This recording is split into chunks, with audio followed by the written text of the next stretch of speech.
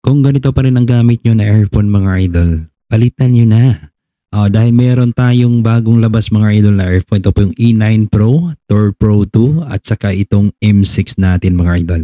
Ang nakagandahan nito mga idol, itong E9 Pro mga idol, up to 24 hours na po yung battery niya mga idol na pwede nyo magamit mga idol. As you can see mga idol, malaman sanas po yung itsura niya, yung buds niya. Pero ang naka-advantage lang niya mga idol is naka-touchscreen na po siya mga idol. No? Na, which is meron po siyang specs mga idol na wala po sa ordinary earphone.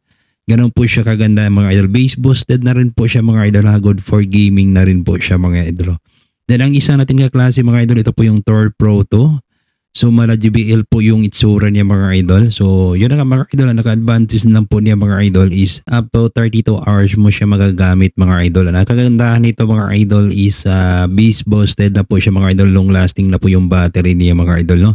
Tapos yun nga mga idol, meron po siyang equalizer kung tawagin mga idol. Pwede nyo po makontrol kung more on bass or stereo mga idol. No? At saka nakagandaan nito mga idol, meron po siyang tinatawag na noise reduction din. Na ang purpose mga idol is pwede kayong makafocus mga idol. Like for example sa paglalaro mga idol. Wala kayo ibang maririnig mga idol na ingay kundi ang laro nyo lang.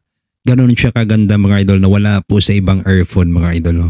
So yung isang klase naman natin mga idol, as you can see mga idol, naka full screen na po siya. Ito po yung M6 natin mga idol.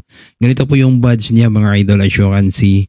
So bass boosted na rin siya mga idol ha. So naka-advantage din niya idol is full screen na po siya.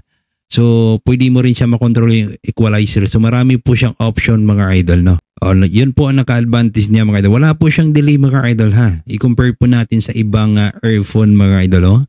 And naka-advantage dito mga idol, kung meron kayong mga katanungan, comment nyo lang para gawan ko ng video. Salamat!